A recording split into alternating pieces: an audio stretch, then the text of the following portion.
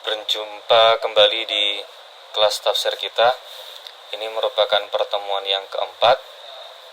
Bagaimana kabar kalian semua? Semangat 17-an masih ada?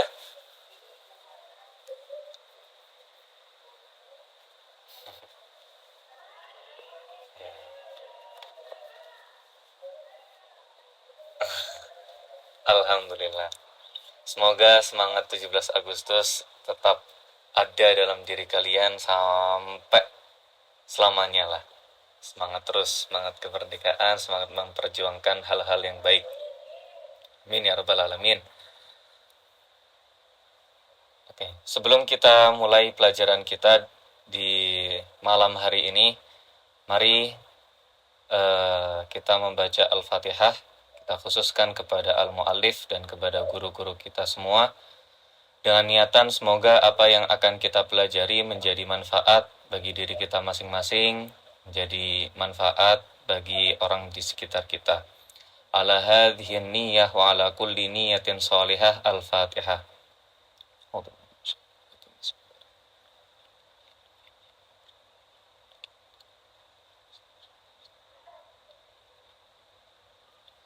Amin, amin ya rabbal alamin.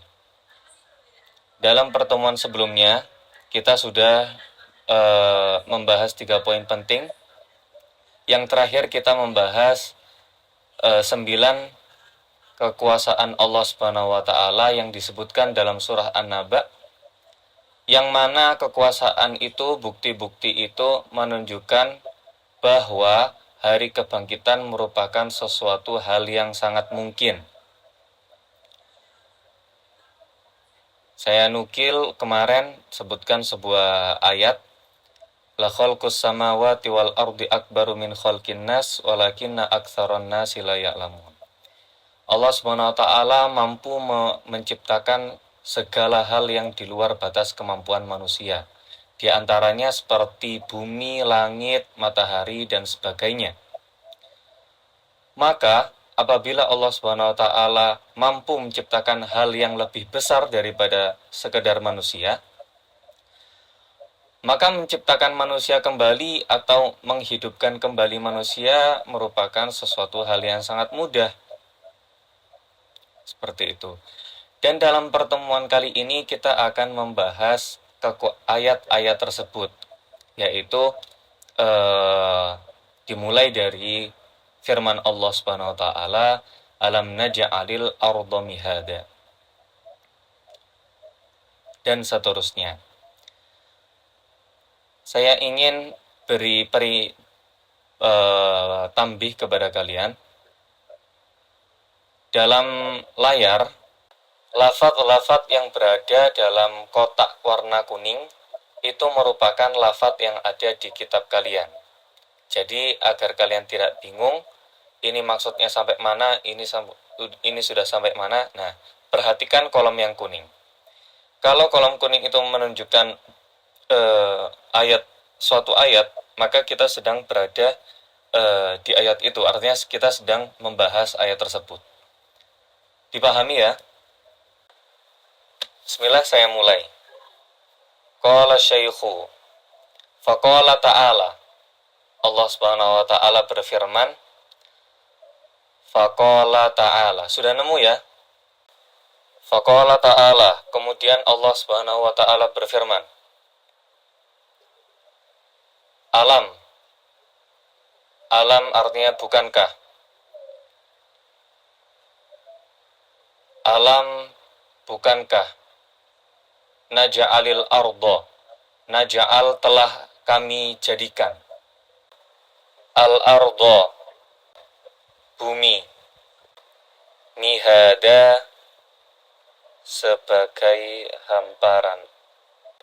Alam bukankah naja'alil arda, telah kami jadikan bumi, mihada, sebagai hamparan yang luas, suatu yang terhampar luas.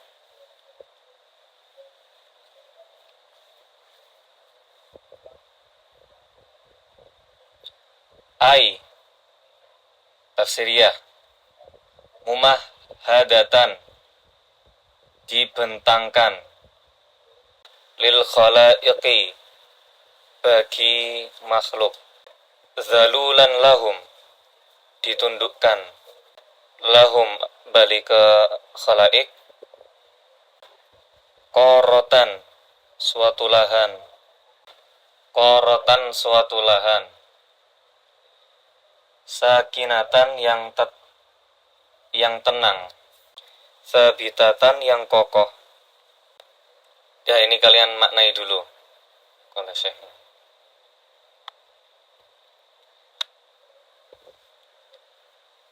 Dalam ayat ini Allah Subhanahu wa taala menunjukkan kekuasaannya dalam penciptaan bumi dan seisinya.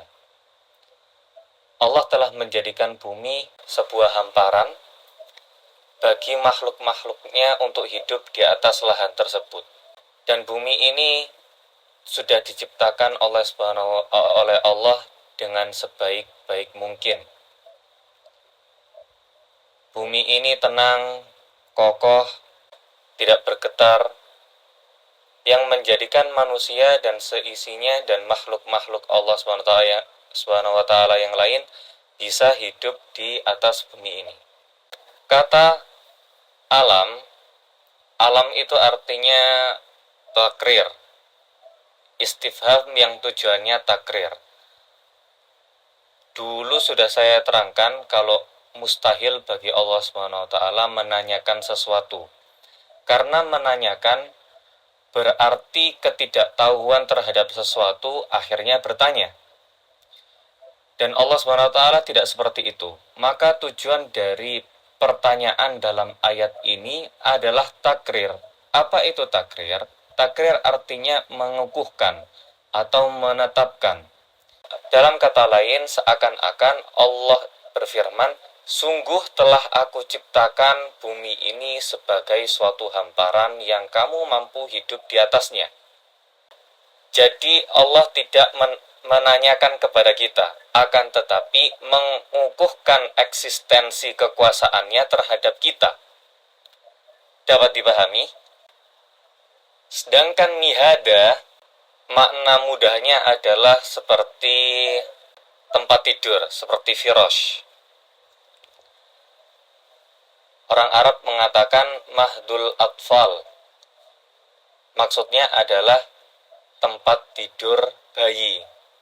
Kemudian Allah menggunakan kata mihada mungkin karena saking tenangnya bumi ini sampai kamu bisa tidur, bisa hidup di atasnya, bisa melakukan aktivitas tanpa terganggu apapun.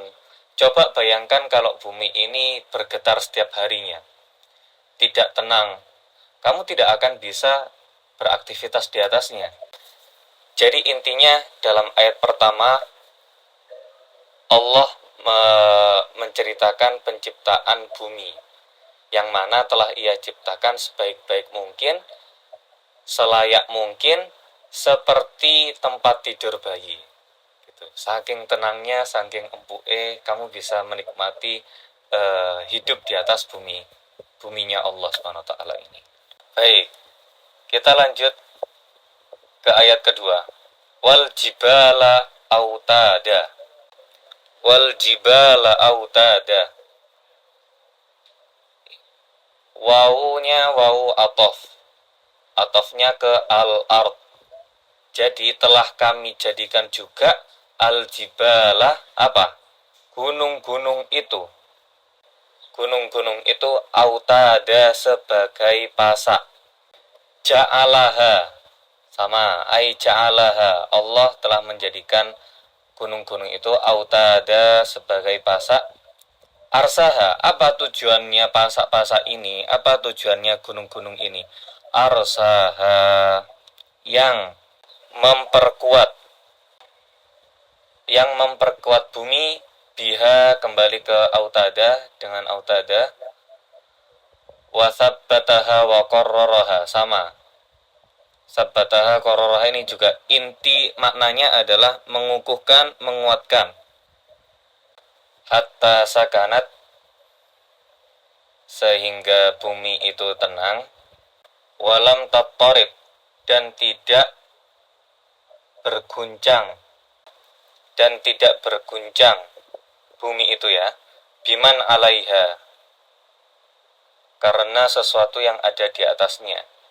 Dalam ayat ini Allah menunjukkan kekuasaannya melalui penciptaan gunung-gunung yang kita lihat di sekitar kita. Dan Allah juga menjelaskan fungsi dari gunung tersebut bagi bumi. Karena bumi ini dihinggapi oleh banyak manusia yang setiap harinya melakukan sebuah aktivitas tertentu, maka bumi memiliki potensi untuk bergerak atau berguncang, ya kan? Baik dikarenakan sesuatu yang menempati di atasnya atau di dalam inti buminya. Maka dari itu Allah menciptakan gunung-gunung ini gunanya sebagai pasak. Artinya dipancangkan bumi itu dengan gunung-gunung agar tidak bergetar hebat, agar kita bisa hidup di bumi ini.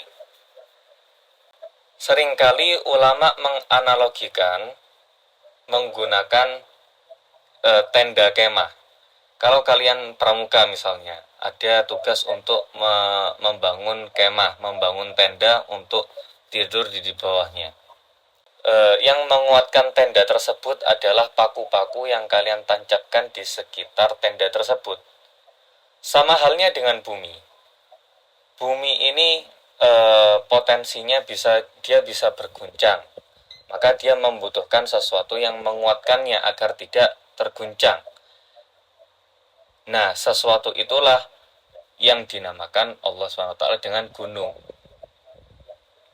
Ala kulli hal, gunung itu memiliki banyak manfaat bagi kehidupan manusia, terutama sebagai sumber kesuburan, sumber mata air, sumber udara juga, udara yang sehat.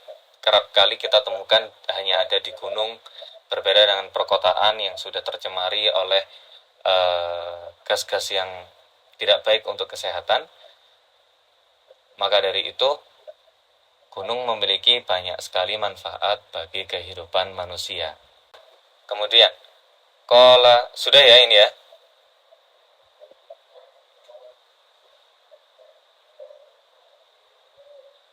Summa qala, kemudian Allah berfirman.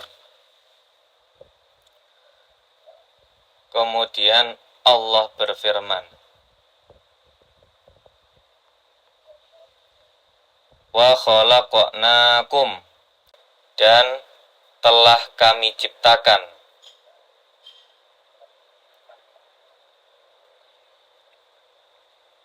kalian, ya kan? Wa khalaqnakum, dan telah kami ciptakan kalian azwaja, berpasang-pasang. Maksudnya berpasang-pasang di sini apa? Yakni zakaron wa unsa, yakni laki-laki dan wanita atau perempuan, laki-laki dan wanita. Yastamti'u, yang saling memberi kesenangan gitu aja. Kulun minhuma, setiap satu di antara keduanya, bil akhar, dengan yang lain. Artinya saling memberi kesenangan, itu mudahnya seperti itu. Wayah sulu, dan menghasilkan at-tanasul, keturunan, bidzalika, dengan kebahagiaan itu.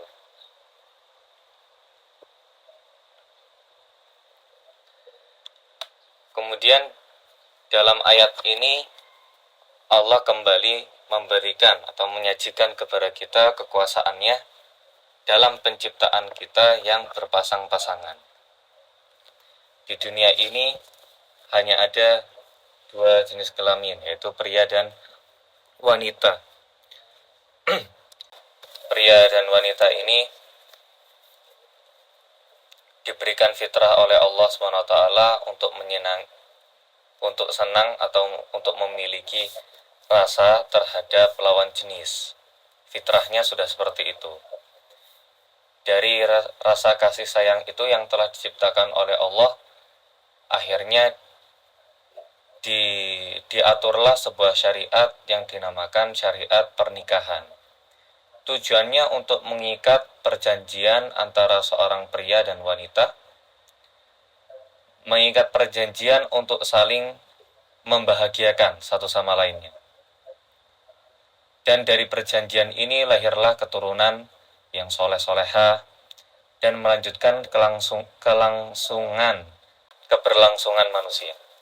Makanya kakaulihi seperti dalam sebuah ayat Allah Subhanahu wa taala berfirman, "Wa min ayatihi an khalaqalakum min anfusikum azwaja litaskunu ilaiha wa ja'ala bainakum mawaddatan wa rahmah." Perhatikan kata khalaqa. Dalam ayat-ayat sebelumnya Allah menggunakan lafaz ja'ala. Ya kan? Alam naja'alil arda mihada. Ada kata ja'ala dan khalaqa.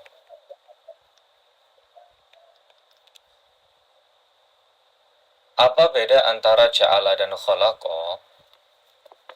Khalaqa artinya menciptakan. Ja'ala artinya menciptakan fungsi dari sesuatu yang telah diciptakan itu. Saya beri kamu contoh. Allah SWT berfirman, wa idh qala rabbuka lil malaikati inni khaliqum bashar. Di ayat lain dalam Al-Baqarah Allah menggunakan kata ja'ala, wa idh qala rabbuka lil malaikati inni ja'ilun fil ardi khalifah. Jadi ada khaliq, ada ja'ilun. Yang pertama adalah menciptakan, yaitu khaliq, artinya Allah SWT lah yang menciptakan manusia. Sedangkan ja'il adalah menciptakan fungsinya. Apa fungsi dari manusia? Ja'ilun fil ardi khalifah, sebagai khalifah dalam muka bumi ini. Seperti itu juga dalam ayat ini. Jadi Allah Subhanahu wa taala menciptakan kita berpasang-pasangan. Kemudian apa fungsi dari penciptaan ini? Disebutkan dalam ayat lain. Litaskunu ilaiha. Ini fungsi pertama, litaskunu ilaiha. Wa ja'ala bainakum mawaddatan wa rahmah. Nah, ini fungsi kedua. Yang pertama adalah sebagai tempat ketenangan, sumber ketenangan. Makanya kalau orang menikah biasanya didoakan semoga sakinah mawaddah warahmah. Nah, sakinah mawaddah warahmah ini terambil dari ayat ini. Yang pertama litaskunu ilaiha. Apa maksudnya sakinah? Apa maksudnya mawaddah? Dan apa maksudnya warahmah? Sakinah artinya sumber ketenangan. Seorang pria setelah bekerja keras di luar rumah, ingin kembali ke istrinya, tujuannya adalah untuk mencari ketenangan. Begitu juga dengan istri. Dia tenang dengan perginya suami, dicukupkan oleh seorang suami kehidupannya, kebutuhannya, dan akhirnya menjadi tenang. Mawaddah itu cinta yang ekstra. Mawaddah ini adalah level di mana orang mencintai seseorang dan menganggap keburukannya merupakan sebuah kelebihan. Jadi tidak melihat ada keburukan di dalam diri pasangannya. Sebagaimana seorang ibu yang melahirkan anak, misalnya seorang anak yang cacat, seorang ibu tidak akan melihat adanya kekurangan sedikit pun dalam anak tersebut, karena ia memiliki cinta yang levelnya mawaddah. Seperti itulah pasangan suami dan istri, seharusnya seperti itu. Tidak melihat satu kekurangan pun dalam diri pasangannya. Sedangkan rahmah adalah kasih sayang. Definisinya adalah kepedihan hati kepedihan hati ketika melihat seseorang itu tidak berdaya. Akhirnya dia beri rahmat, memberdayakan dia, membuat dia berdaya gitu. Jadi ini maksudnya sakinah, mawaddah, warahmah. Ada penafsiran lain. Ulama lain menafsirkan azwaja itu asnafa, artinya bermacam-macam. Yang dimaksud adalah perbedaan warna kulit, perbedaan bentuk wajah, perbedaan bahasa, artinya keberagaman, diversivitas. Allah SWT menciptakan kita bersuku-suku, menciptakan kita berbangsa-bangsa. Ya, tujuannya tidak lain adalah untuk kita saling mengenal satu sama lain. Oke, kita lanjut ke ayat selanjutnya. Qala syaikhu wa qawluhu dan firman Allah. Wa qawluhu dan firman Allah. Wa ja'alna naumakum subata. Wa ja'alna naumakum subata. Dan telah kami jadikan, sama kayak sebelumnya, naumakum, tidurmu, subata sebagai istirahat. Wa ja'alna naumakum subata, dan telah kami jadikan tidurmu itu sebagai peristirahatanmu. Maksudnya apa? Qat'an lil harokah, pemutus. Qat'an itu pemutus ya, pemutus dari kegiatan, pemutus dari aktivitas sehari-hari, atau ya mengistirahatkan dirilah artinya. Litahsular roha, agar menghasilkan istirahat. Min kathrati tirdad, min kathrati dari banyaknya, at-tirdadi pulang pergi, wasa'i dan bekerja, fil ma'ayishi untuk mencari penghidupan, fi ardin nahar di tengah siang atau di saat siang hari. Di sini Allah membuktikan kekuasaannya melalui tidur kita. Jadi tidur itu merupakan ayatun min ayatillah ya. Jadi kalau ada teman kalian yang sukanya tidur, wah jangan salahkan, dia sedang membuktikan kekuasaan Allah gitu. Dan tidur ini merupakan nikmat Allah Subhanahu wa taala, di antara nikmat Allah Subhanahu wa taala yang besar bagi manusia. Ketika tidur kita tidak merasakan apapun. Ketika tidur sel-sel yang rusak kita diganti. Jadi sel rambut, sel kulit, sel kuku, semua sel-sel yang rusak dari tubuh kita diganti waktu tidur dengan sel yang sehat. Makanya itu para dokter melarang kita untuk begadang. Kenapa? Karena ketika kita begadang, sel-sel yang rusak itu tidak berganti. Akhirnya dia menumpuk, semakin sering kalian begadang, semakin menumpuk sel-sel rusak itu, dan akhirnya jadi apa? Sel kanker. Itu bahayanya begadang. Makanya kalau begadang itu kalian gunakan ke hal-hal yang positif. Gunakan misalnya murojaah atau belajar bersama, supaya halnya menjadi hal yang positif lah.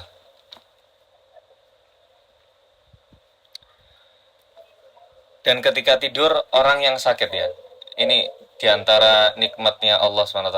Kalau misalnya kalian kena sakit gitu, sakit tipes atau sakit apa, ketika tidur hilang rasa sakit itu.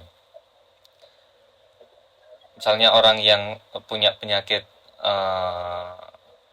parah, misalnya sampai luka bakar atau apa, ketika bangun dia merasakan sakit yang perih di sekitar anggota tubuh yang mengalami penyakit. Akan tapi ketika dia tidur, di saat dia tidur rasa sakit itu pun hilang. Bayangkan coba kalau kalian tidur masih merasakan sakit itu, wah gimana tersiksanya, ya kan? Bayangkan juga kalau Allah tidak menciptakan kita tidur. Jadi setiap hari suruh kerja, terus belajar, terus nggak ada waktu istirahat. Jadi cepat-cepat mati bisa. Makanya Allah itu mengendikan, "Qul ara'aitum in ja'alallahu 'alaikumun nahara sarmada ila yaumil qiyamah man ilahun ghairullahi ya'tikum bil-laili taskununa fihi afala tubsirun." Maka tidur itu merupakan nikmat Allah Subhanahu wa taala yang sangat besar. Karena dengan tidur, sel-sel yang rusak kita diganti, otak kita menjadi fresh lagi, gawe apalan enak. Qala wa ja'alna al-laila libasa. Wa ja'alna, dan telah kami jadikan al-laila, hari malam hari itu libasa, pakaian. Pakaian bagi kita. Apa maksudnya pakaian? Yushi an-nasa. Dia menutupi an-nasa, manusia. Apanya? Siapa yang menutupinya? Zolamuhu, kegelapannya. Wasawaduhu, sama. Malam itu diciptakan Allah SWT sebagai pakaian. Sebagaimana pakaian itu menutupi aurat kita, malam pun juga seperti itu. Dia menutupi kita dari segala hal yang kita tidak ingin dilihat oleh manusia lain. Semisal ketika kita tidur kan hilang kesadaran kita. Ya mungkin ada aurat yang terbuka atau hal-hal yang tidak ingin dilihat oleh manusia lain. Dengan adanya malam, orang-orang nggak bisa melihat ini. Makanya itu cari Imam Nasafi itu, satron yasturukum anil uyuni idza aradtum ikhtifa'a ma la tuhibbuna littila'a alaihi. Maksudnya, kamu kalau malam itu kan ada hal-hal yang sifatnya privasi, yang tidak ingin dilihat oleh orang lain. Makanya ada malam. Coba kalau siang terus, kalian nggak punya privasi. Setiap aktivitasmu mungkin bisa dilihat oleh orang lain. Makanya ada malam. Tujuannya untuk menutupi. Ya, libasa. Kenapa disamakan dengan pakaian? Pakaian ini kan menutup badan kita dari aurat-aurat yang tidak ingin dilihat oleh orang lain. Nah, begitu juga dengan malam. Malam itu juga menutupi kita. Mungkin kalau misalnya kondisi peperangan, akhirnya musuh tidak bisa menyerang kita karena tidak tahu letak kita di mana, karena kegelapannya malam itu. Maka malam juga termasuk kehebatan atau kekuasaan Allah SWT yang maha dahsyat. Bayangkan kalau nggak ada malam, hari itu siang terus, nggak ada malam sama sekali. Kalian nggak bisa tidur, nggak bisa punya privasi, nggak bisa nyenyak, nggak bisa istirahat, tersiksa hidup kalian. Bisa mati muda.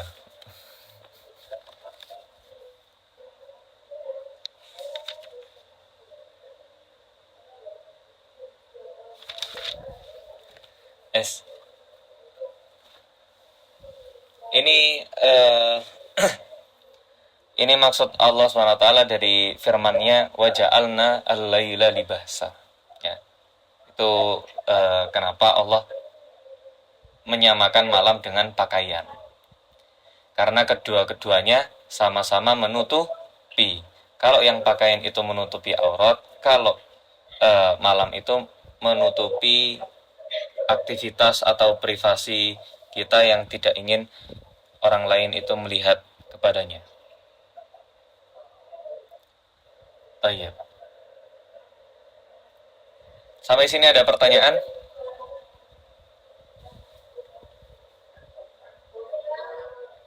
Oke. Apa pertanyaannya?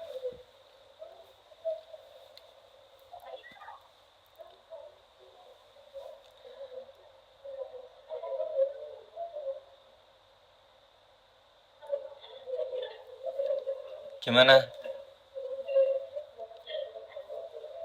Ini waktu kita tinggal 7 menit ini.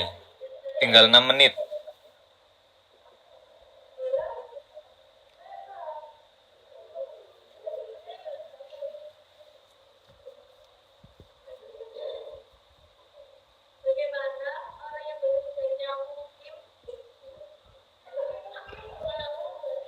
Bagaimana?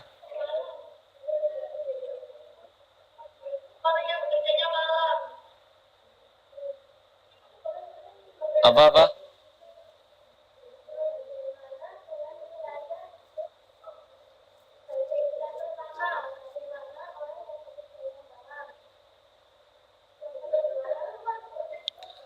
Bagaimana orang yang berada di wilayah malam hari terus gitu lah?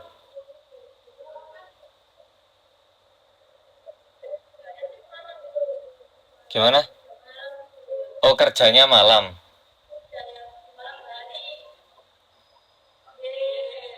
Hmm, kerjanya di malam hari. Yang pasti, sependek pengetahuan saya ya, sependek pengetahuan saya, sistem kerja itu ada yang namanya shift. Jadi seseorang itu nggak selalu dia dapat malam terus. Fitrahnya, jadi ini fitrahnya seperti ini ya. Allah itu menciptakan siang sebagai kita mengais penghidupan dan malam sebagai waktu kita istirahat. Adapun orang-orang yang eh, apa namanya menyelisihi fitrah itu, pasti ada perlakuan khusus yang dilakukannya. Dan ini yang tahu ya cuma para dokter atau pakar kesehatan. Dan itu tidak merubah apa namanya kodrat yang telah ditetapkan oleh Allah gitu loh.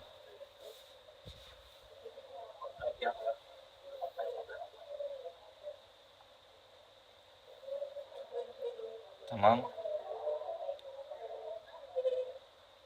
nggak ada masalah, nggak ada masalah selama selama ada apa perlakuan khusus yang dia lakukan untuk mencegah resiko-resiko yang terjadi, ya nggak ada masalah untuk bekerja di malam hari. Apa?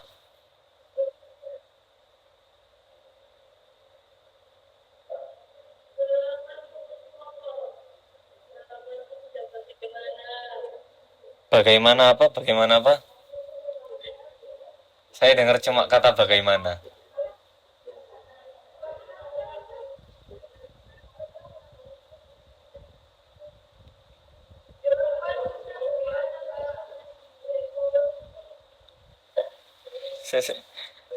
Coba yang baca yang paling deket aja sama sound gitu.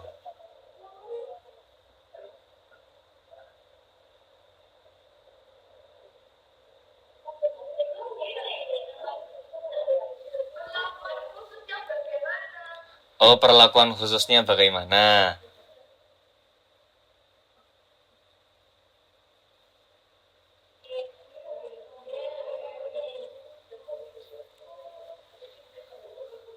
Eh, nah, ya itu kayaknya ya yang lebih lebih tahu eh lebih tahu terkait rinci-rinciannya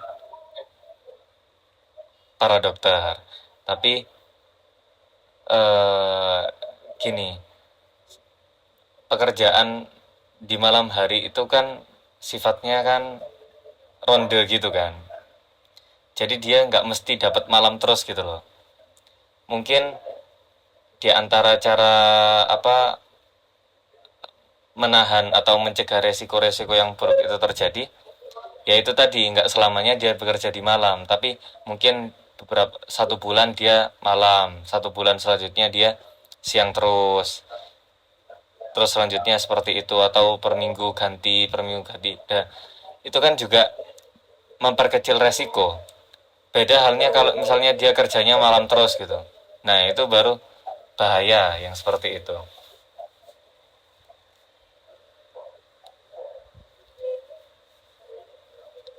Baik, mungkin kita cukupkan sampai sini ya.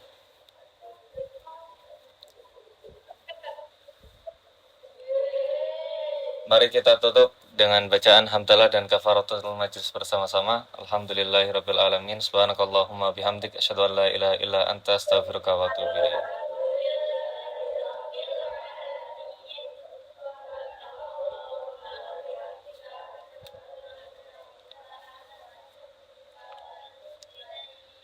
Terima kasih, semoga apa yang kita pelajari bermanfaat bagi kita semua.